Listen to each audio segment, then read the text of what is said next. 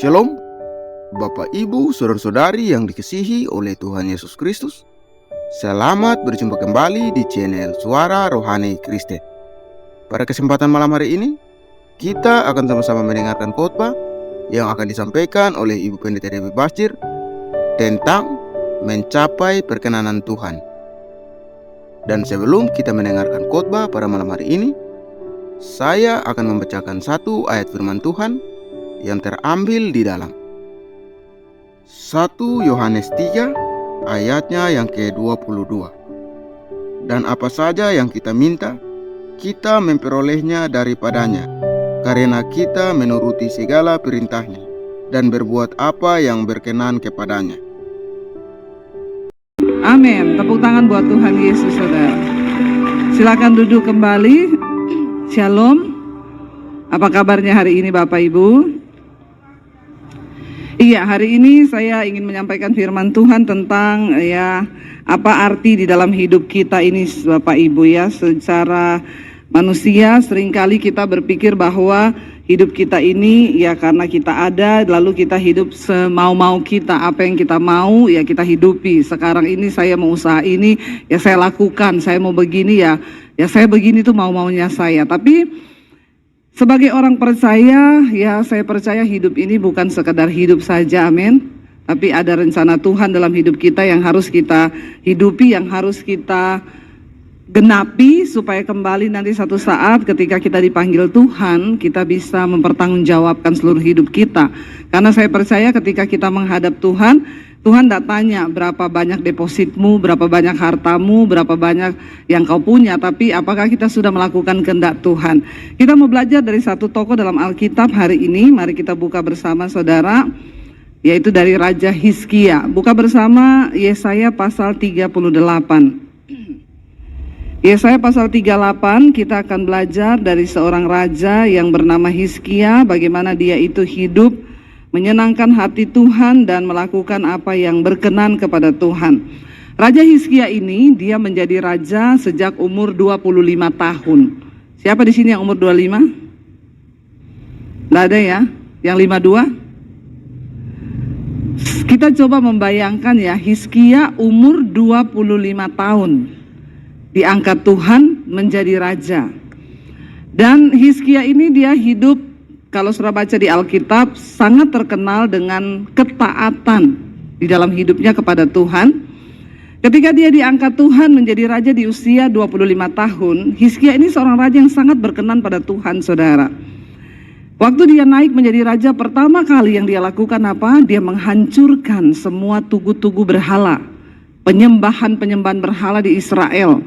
Itu yang pertama dia lakukan, ya. Dia percaya banget kepada Tuhan, dia sangat menghormati Tuhan. Makanya ketika dia diangkat menjadi raja, yang pertama kali dia lakukan adalah dia menghancurkan tugu-tugu berhala yang dibangun oleh nenek moyang. Lalu dia juga yang menghancurkan patung ular tembaga yang dibangun oleh Musa. Kalau saudara pergi ke Gunung Nebo di Israel, di sana saudara lihat itu patung tembaga itu hanya buatan, yang asli sudah dirobohkan. Sama siapa? Sama Raja Hizkia. Karena ketika itu dibangun pada zaman Musa, orang Israel datang ke sana mempersembahkan korban di patung itu. Dan itu menjadi sebuah penyembahan berhala yang Tuhan murka, yang Tuhan marah, saudara. Jadi ketika Hizkia menjadi raja, itu juga dirobohkan oleh Hizkia, ya. Dan Hizkia adalah seorang raja yang dipakai Tuhan untuk membebaskan bangsa Israel dari tangan Raja Sanherib, Raja Asyur. Ya, pada waktu itu ditaklukkan, saudara, oleh Asyur. Israel itu tidak berdaya. Tapi ketika Hizkia bangkit menjadi raja, dia seorang yang takut akan Tuhan. Dan Tuhan menyertai dia. Sehingga apapun yang dia lakukan dibuat Tuhan berhasil, ya. Jadi kuncinya kita ini harus takut Tuhan. Bilang kanan kirimu, hidup takut Tuhan kau, ya, supaya kau disertai dan diberkati Tuhan. Kita baca bersama Yesaya 38. Judul perikopnya Hizkia sakit dan disembuhkan, saudara. Kita mau lihat kenapa Hizkia itu diberkati Tuhan, bahkan doanya dijawab. Baca bersama ayat yang pertama. Pada hari-hari itu Hizkia jatuh sakit dan hampir mati. Lalu datanglah Nabi Yesaya bin Amos dan berkata kepadanya, beginilah firman Tuhan, sampaikanlah apa? Pesan terakhir kepada keluargamu, sebab engkau akan mati dan tidak akan sembuh. Ya saudara, kalau Nabi yang berkata begini itu kira-kira benar-benar terjadi enggak? Ya, Nabi Yesaya loh. Dia disuruh Tuhan datang kepada Hizkia menyampaikan bahwa kasih tahu pesan terakhir kepada keluargamu, karena kau tidak akan sembuh tetapi mati. Ya, kira-kira kalau saudara mengalami hal yang demikian, ya, bagaimana respon saudara ketika Tuhan berkata umurmu tidak akan panjang lagi? Sampaikan pesan terakhirmu. Mau sekaya apapun saudara, sesukses apapun kita, ketika dikatakan sampaikan pesan terakhirmu. Ya, kematian adalah hal yang banyak ditakuti oleh orang, termasuk banyak orang Kristen. Siapa yang takut mati? Angkat tangan. Yang sudah siap mati, angkat tangan. Yang bingung, angkat kaki. Saya enggak tahu nih karena jam 7 jadi jemaat masih ngantuk atau bagaimana ya. Tapi ya, kita harus jujur loh di hadapan Tuhan. Ya, ketika Tuhan berkata sudah selesai, ya kita, ya itulah ya hidup. Dan ya kita harus menemukan, saya ini hidup selama ini sudah berbuat apa aja buat Tuhan. Ya, atau saya cuma ya hidup hanya sekedar hidup. Yesaya berkata, dan Yesaya ini seorang nabi Tuhan, hamba Tuhan yang luar biasa ya. Kalau Tuhan suruh sampaikan itu sama raja loh, dia datang kepada raja, dia nggak ngomong manis-manis. Raja, percaya ya raja, raja pasti sembuh. Ya, itu kan banyak pendeta-pendeta sekarang ya. Kalau ketemu, ya raja pasti sembuh raja ya. Nggak ada yang mustahil bagi Tuhan raja ya. Padahal kalau memang kita lihat orangnya memang ya Tuhan bicara dia mati, ya kasih tahu dia mati. Amin. Mau raja mau siapapun kalau waktunya mati ya pasti mati. Ya, saya ingat ketika terakhir kali saya berdoa buat Kiki Fatma lah saudara. Pada waktu itu dia pengen ketemu sama saya, lalu saya datanglah ke rumahnya. Saya lihat dia terbaring di tempat tidur. Ya, saya berkata kepada dia, ya Ki, mati adalah keuntungan di dalam Yesus. Jangan takut, karena kita ketemu Tuhan Yesus. Jadi persiapkan hidupmu, percaya mati adalah sebuah keuntungan. Saya nggak ngomong kamu pasti sembuh ya, nggak usah menghibur-hibur. A katakan A, B katakan B. Ya, dan kalau saudara juga dikatakan hamba Tuhan begitu, jangan kepahitan. Itu kok malah, karena saya lebih baik mempersiapkan orang itu menghadapi kematian. Tidak semua orang siap menghadapi kematian, tapi mau tidak mau kita harus siap. Jadi daripada tidak siap, lebih baik sekarang mulai siap. Bilang kanan kiri mau siap-siap mati. Jangan tertawa, ini serius ya. Biasanya saudara kan dengar kalau pendeta bilang kanan kirimu Tuhan baik, itu sudah biasa. Bilang kanan kirimu Tuhan memberkati, itu sudah biasa. Ya, tapi katakan yang tidak biasa, kanan kirimu siap mati kau, bilang. Ya, karena siap atau tidak siap, kalau harinya datang kita harus siap. Ya, mau sekaya apapun kita. Lalu saudara, Hizkia berkata begini, ayat 2 dikatakan di sana, kita baca bersama. Lalu baca orang Bandung ini tidak usah terlalu loyo ya. Kalau saya suruh baca, tolong baca Alkitab ya. Saya tahu saudara ini jarang-jarang baca Alkitab ya. Ayat 2 baca bersama, 1, 2, 3. Lalu Hizkia memalingkan ke arah dinding dan ia berdoa kepada Tuhan. 3, ia berkata, ah Tuhan, ingatlah kiranya bahwa aku telah hidup di hadapan-Mu dengan setia dan dengan tulus hati, dan bahwa aku telah melakukan apa yang baik di mata-Mu. Kemudian menangislah Hizkia dengan sangat. Saat itu juga ketika Hizkia mendengar apa yang diucapkan oleh Nabi Yesaya, dia nggak takut, dia nggak apa, tapi dia menangis, dia berbalik ke arah dinding, dia meratap di dinding itu. Ratapan dan doanya dia bilang apa? Dia berdoa kepada Tuhan, dia cuma bilang gini, ah Tuhan, ingatlah kiranya bahwa aku ini telah hidup di hadapan-Mu dengan setia dan tulus hati. Satu saat kalau kita menghadap Tuhan, atau kita tahu kita mau mati dipanggil Tuhan, apa doa kita kepada Tuhan, saudara? Kalau kita mau bilang, Tuhan, ingatlah Tuhan hidupku. Kira-kira apa yang saudara mau ngomong tentang hidup saudara? Ingat Tuhan, aku ini masih selingkuh loh. Ayo. Bertobat ya. Tapi saya percaya di Bandung gak ada yang selingkuh ya. Gak ada toh? Gak ada yang ngaku. Apa yang kita mau sampaikan di hadapan Tuhan ketika satu saat kita akan dipanggil Tuhan? Hizkia dengan berani berkata, Tuhan, ingatlah kiranya bahwa aku telah hidup di hadapanmu dengan setia, tulus hati, melakukan apa yang baik di matamu. Kemudian menangislah Hizkia dengan sangat. Kita nggak perlu alay lebay ngomong sama Tuhan apapun, sebab Tuhan tahu hidup kita. Amin, saudara. Apa arti dari hidup kita hari-hari ini? Waktu kita menghadap kepada Tuhan, apa yang akan saudara sampaikan tentang hidupmu?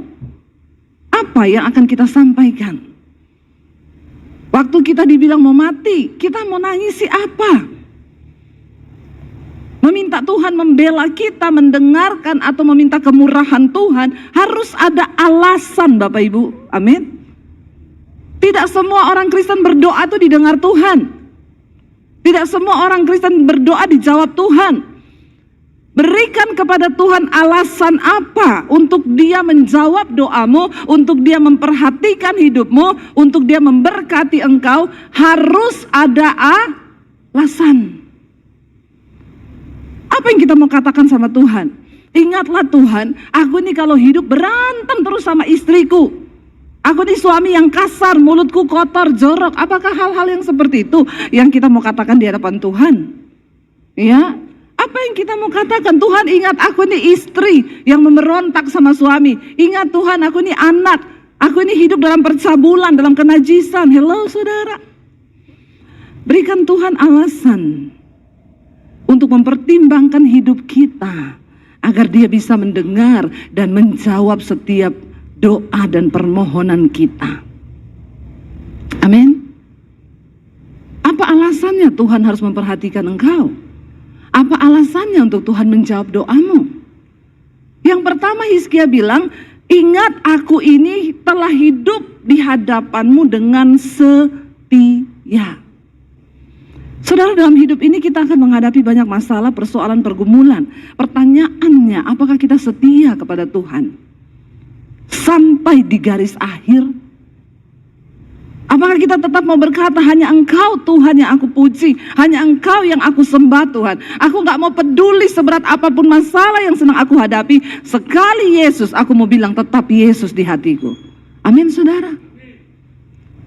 Jangan pernah berkata, Engkau ada ndak Tuhan? Ya, aku ini sudah ikut Engkau, tapi buktinya sampai hari ini di mana Tuhan? Ya, jangan beri kesempatan kepada iblis, saudara, untuk kita ini murtad, walaupun hanya secara rohani. Banyak hari-hari ini orang Kristen yang murtad secara rohani, yang tidak lagi percaya kepada Tuhan. Tapi mari kita mau katakan, aku tetap percaya Tuhan. Apapun keadaanku hari ini, aku mau tetap bilang, Engkau setia bagiku. Sekalipun aku sedang ada dalam lembah air mata, dalam lembah kekelaman, aku mau ngomong Engkau setia Tuhan. Itu yang Tuhan cari dari hidup kita hari-hari ini saudara. Apakah kita jadi anak-anak Tuhan yang setia? Jalani proses, tidak usah protes, amin. Karena hidup ini adalah sebuah perjuangan, pertandingan. Hidup ini berat, kata kitab Ayub. Hidup ini berat. Ya, kalau sederhana itu rumah makan Padang, bukan hidup. Jadi yang namanya hidup ini pasti berat. Pasti ada perjuangan. Kalau udah gak mau berjuang, ya jangan hidup. Tapi selama masih mau hidup, harus siap untuk berjuang. Bersama Tuhan, kita pasti menang. Katakan, amin. Yang kedua Hizkia bilang, aku ini hidup dengan tulus hati di hadapan Tuhan. Ketulusan itu yang Tuhan lihat dari hidup kita saudara. Mengasihi Tuhan itu harus tulus. Tapi ketulusan itu tidak bisa dilihat sebagai ketulusan kalau tidak melalui ujian. Iya, apakah kita mengasihi Tuhan dengan tulus atau cuma karena ada maunya? Banyak orang datang ke gereja memberi persembahan karena ada iming-iming. Karena kalau memberi pasti akan diberkati. Main judilah kita sama Tuhan. Saya ngasih perpuluhan supaya saya diberkati. Saya ngasih persembahan supaya saya diberkati. Saya pelayanan supaya saya diberkati. Iya, saya melakukan ini. Tapi kalau nggak ada itu, sorry Tuhan, sorry. Saudara, yang lihat hidup kita ini Tuhan. Ya, Tuhan yang melihat hidup kita. Apakah kita setia? Apakah kita mau sungguh-sungguh dengan Tuhan? Apakah kita ini tulus hati di hadapan Tuhan, mengasihi Dia? Ya, tanpa sekalipun saya tidak melihat berkat-Mu Tuhan, saya akan tetap mengasihi Engkau. Saya ingat dulu saya nggak bisa bayar cicilan rumah, saudara. Rumah saya mau ditarik. Saya berdoa tiap hari, Tuhan tolong bayar rumahku, Tuhan bayar rumahku. Tiap hari saya berdoa, bayar rumahku. Nggak ada jalan keluar, saudara. Semakin mendekati hari semakin berat. Ya, saya marah sama Tuhan. Ingat loh Tuhan, aku ini melayani Engkau loh Tuhan. Jawab Tuhan, bayar rumahku bagaimanapun caranya. Saat itu saudara, satu kali ketika saya berdoa, saya mencoba untuk tenang. Makanya Alkitab bilang, ya, jadilah tenang supaya kamu bisa berdoa. Kalau kita tidak tenang, kita berdoa itu doanya salah. Doanya ego, doanya nyuruh-nyuruh Tuhan, doanya memerintah Tuhan. Tapi ketika kita tenang, duduk di kaki Tuhan, nangis saja nangis. Lalu saya mulai mencoba membuka hati dan berkata, Tuhan, apa yang sedang Engkau mau dari hidupku? Ajar aku Tuhan untuk melakukan apa yang berkenan di mata-Mu Tuhan. Tadinya saya berdoa begini, Tuhan, saya sudah bersaksi loh kemana-mana saya beli rumah. Kalau sampai rumah ini tidak bisa bayar lalu ditarik orang sama saya, siapa yang malu Tuhan? Kau loh Tuhan yang malu. Betapa kurang ajarnya saya. Ya, saya mau tanya saudara, Tuhan malu apa enggak karena kita? Ya kitalah yang malu, bukan Tuhan. Ketika saya akhirnya mencoba menenangkan hati, duduk di kaki Tuhan dengan ketulusan, mencoba mengerti apa yang Engkau mau dari persoalan yang saya hadapi Tuhan. Apa rencana-Mu, apa kehendak-Mu dari persoalan ini? Kasih tahu sama saya Tuhan supaya saya mengerti. Ampuni saya selama ini kalau saya salah berdoa. Lalu Roh Kudus mulai bicara di situ. Kenapa kamu berdoa bilang aku akan malu kalau rumahmu ditarik? Aku Tuhan, aku mulia, aku agung, aku itu mulia, keagunganku itu melampaui segala-galanya. Jadi kalau rumahmu ditarik, aku tidak akan pernah dipermalukan. Yang malu itu kau, bukan aku. Hello. Jadi tidak usah menodong-nodong Tuhan. Ngomong Tuhan malu padahal yang malu kita. Tuhan itu melihat sampai kedalaman hati. Akhirnya saya mulai menangis saudara di situ. Tiba-tiba saya menaikkan satu pujian, saya mulai menangis dengan air mata yang bercucuran, saya bertobat. Saya bilang, Tuhan, saya nyanyi, sekalipun Kau tak menjawabku, sekalipun Kau tak lepaskanku, namun ku akan tetap menyembah-Mu, takkan ku tukar dengan apapun. Saya bilang, Tuhan, walaupun Kau tidak jawab doaku, walaupun Kau tidak lepaskan aku dari masalahku ini, aku mau tetap bilang, aku akan tetap menyembah-Mu sebab Engkau Tuhan, Juru Selamat, kekasih, pengharapan bagi hidupku. Katakan, tepuk tangan dong. Tolong jemaat Bandung agak bersemangat ya. Saya ini sudah berkeringat loh ini. Walaupun masih pagi, ayo kita semangat bagi Tuhan, amin. Ketulusan kita mengikut Tuhan ini karena apa? Apa karena kita mengharapkan sesuatu dari Tuhan? Kalau Tuhan udah gak jawab ya sudah. Bahkan banyak suami yang saya dengar kalau istrinya berdoa, doa terus kau, emang Tuhanmu mau jawab utang kita? Peret banget kayak begini. Bertobat saudara ya, bertobat. Jangan pernah engkau mengecilkan Tuhan hanya karena persoalan yang engkau hadapi. Dia tetap Tuhan.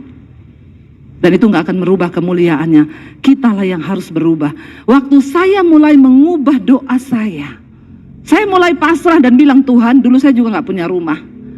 Jadi sekarang kalau rumah ini mau diambil, ambil Tuhan. Aku tetap bilang Tuhan baik. Waktu saudara sikap hati kita berubah di hadapan Tuhan, Tuhan melihat ketulusan hati kita.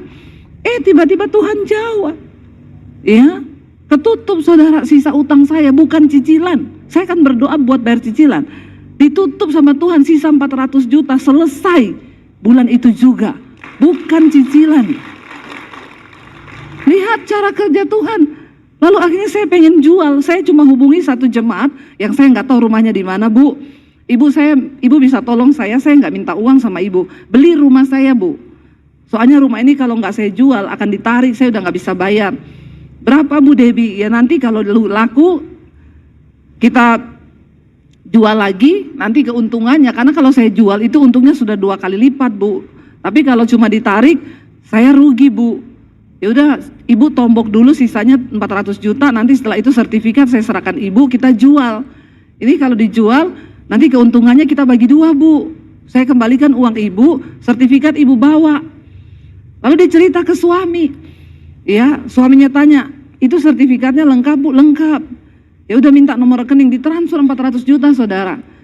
Waktu saya ambil sertifikat, saya tanya, Bu, maaf, alamat rumah ibu di mana ya? Saya mau antar sertifikat ini sambil nanti kita jual.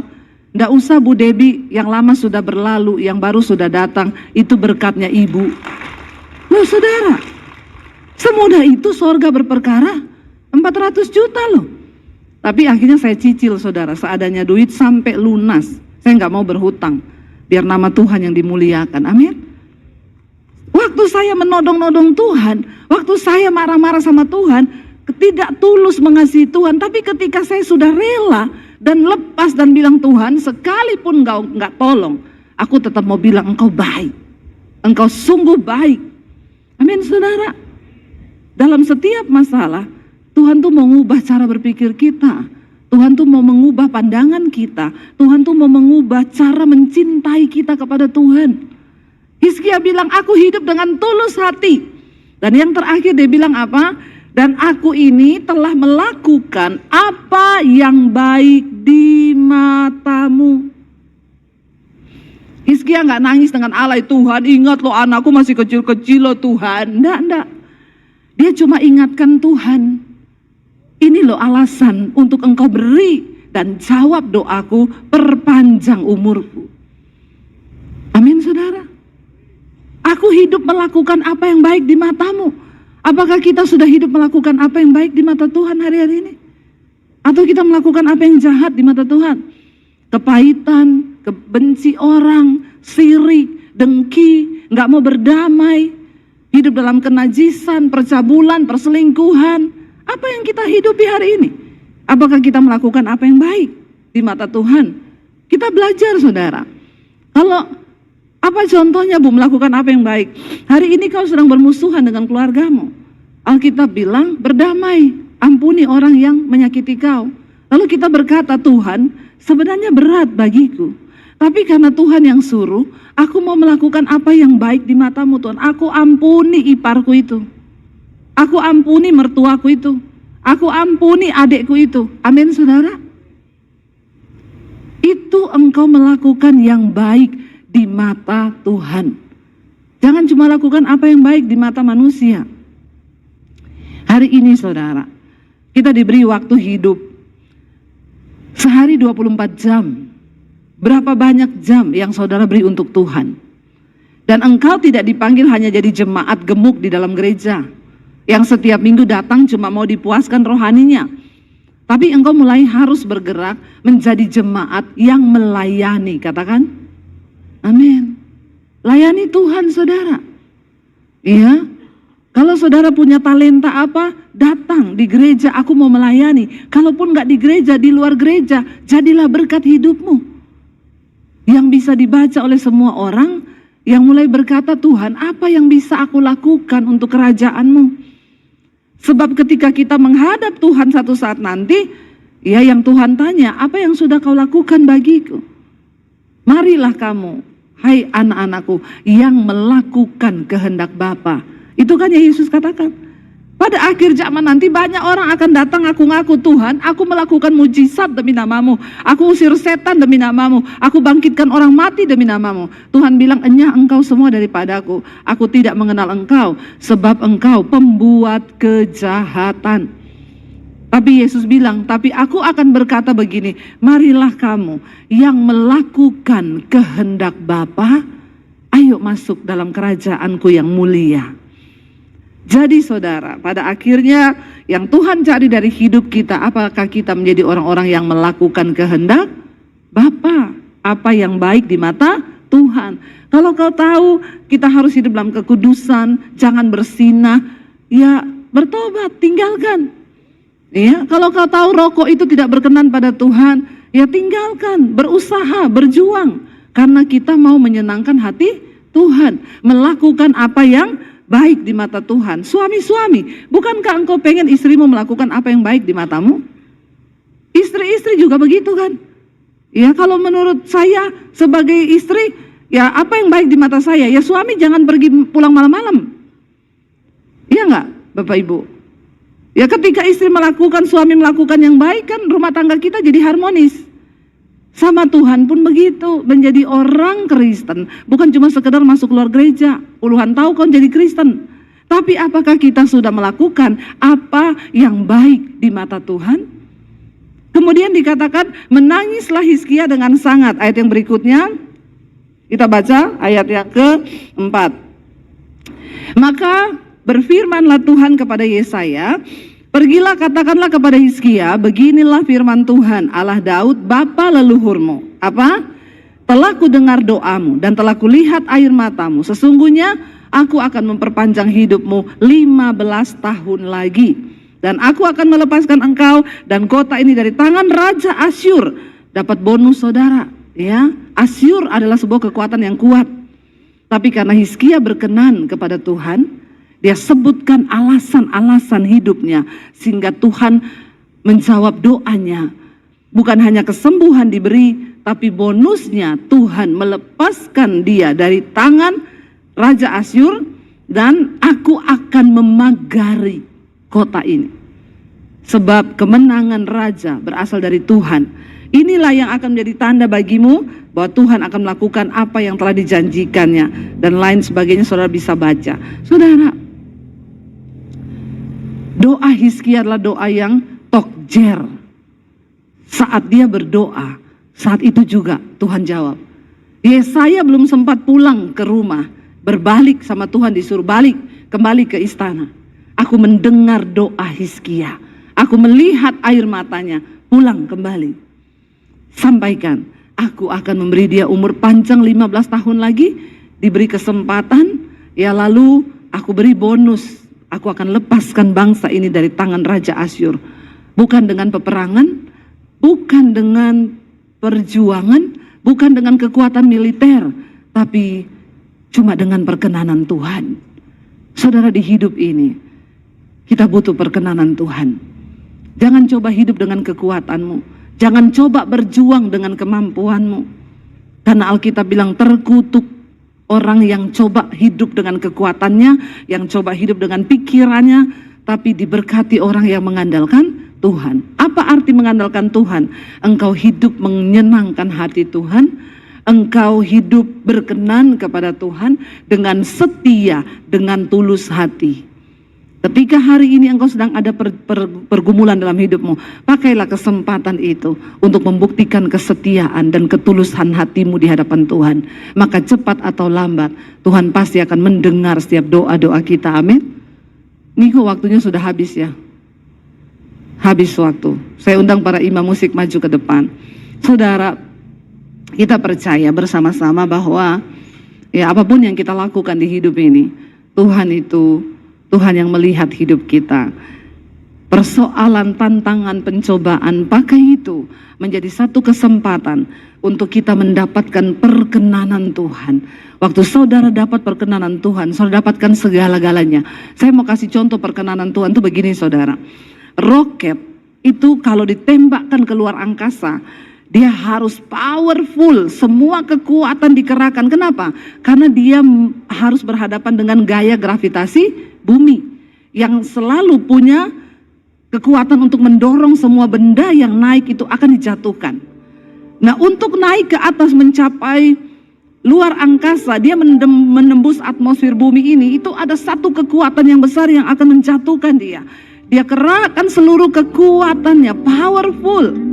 Tapi waktu dia sudah tembus atmosfer bumi, saudara, roket itu tidak perlu kekuatan lagi, dia tinggal mengorbit. Cuma memang banyak yang nggak kuat ketika mau menembus atmosfer bumi ini. Banyak yang meledak karena tidak kuat. Mencapai perkenanan Tuhan. Seperti itu. Dalam hidup ini kita punya banyak pergumulan yang ingin menjatuhkan iman kita. Tapi tetaplah kuat dalam Tuhan. Sampai engkau mencapai perkenanan Tuhan. Waktu kau sudah dapat perkenanan Tuhan, Hizkia tidak perlu bertempur melawan Raja Asyur. Karena Tuhan yang beri kemenangan itu. Kita mau katakan di hadapan Tuhan, sekali Yesus tetap Yesus. Dalam segala keadaan, kita mau percaya bahwa Dia Tuhan yang mengasihi kita dan kita harus tulus mencintai Dia. Amin. Bangkit berdiri bersama saudara. Bapak, Ibu, saudara-saudari yang dikasihi oleh Tuhan Yesus Kristus, kita telah bersama-sama mendengarkan khotbah yang telah disampaikan oleh Ibu Pendeta Debbie Basjir tentang mencapai perkenanan Tuhan. Kiranya lewat khotbah yang telah kita dengar pada malam hari ini memberkati setiap kita orang percaya. Dan di akhir video ini kita akan sama-sama menyaksikan suatu renungan firman Tuhan yang akan disampaikan oleh Ibu Cornelia. Selamat menyaksikan. Tuhan Yesus memberkati. Selamat malam Bapak Mama sekalian yang diberkati oleh Tuhan. Bela pada malam hari ini mari kita kembali lagi di mana kita mau merenungkan firman Tuhan. Di sini saya mengambil Mazmur 102 ayat yang pertama hingga ayat yang ke-15. Doa minta tolong dan doa untuk Sion. Doa seorang sengsara pada waktu ia lemah, lesu, dan mencurahkan pengaduannya ke hadapan Tuhan. Di dalam kehidupan kita, ternyata kita lemah, kita sakit. Kita menyerahkan diri kita kepada Tuhan dengan keluhan-keluhan yang kita ucapkan. Bapak, Mama, saudara sekalian yang diberkati oleh Tuhan, biarlah pada malam hari ini kita naikkan doa dan permohonan kita di hadapan Tuhan. Maka Tuhan sudah mengetahui apa yang kita inginkan dalam kehidupan kita. Sehingga dalam ayat yang kedua dari Mazmur 102, Tuhan dengarkanlah doaku dan biarlah teriakanku minta tolong sampai kepadamu. Mari kita menyerahkan diri kita dalam letih dan lesunya hidup kita yang tidak bisa berdaya. Mari kita curahkan isi hati kita kepada Tuhan, bahwa Tuhan sudah mengetahui dan menjawab apa yang kita inginkan. Sehingga dalam ayat yang ketiga, janganlah sembunyikan wajahmu terhadap aku pada hari aku tersesat. Sendengkalah telingamu kepadaku pada hari aku berseru. Segeralah menjawab aku.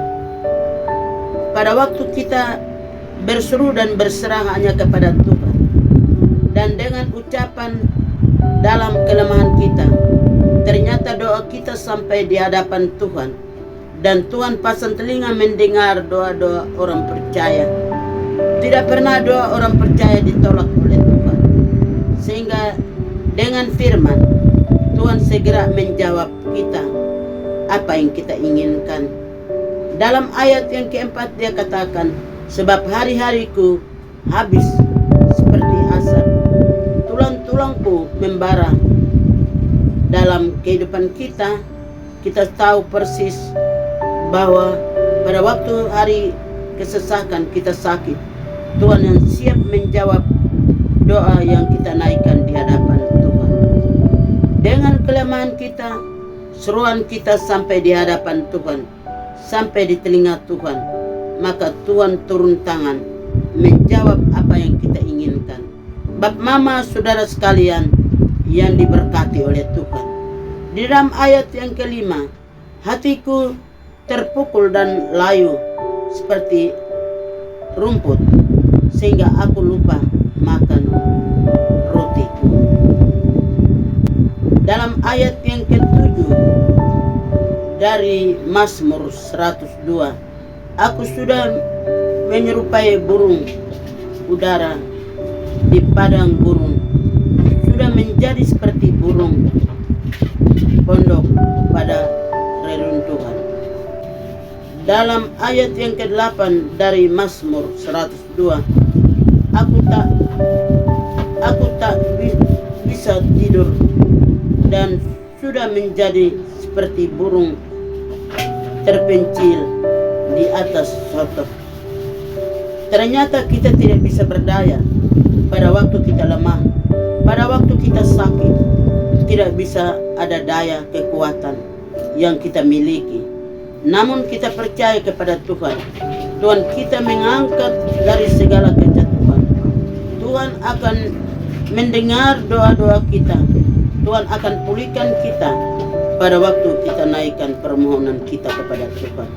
Bap mama saudara sekalian yang diberkati oleh Tuhan, di dalam ayat yang ke-9, di mana sepanjang hari aku dicela oleh musuh-musuhku, orang-orang yang mempermainkan aku, menjumpai dengan menyebut namaku.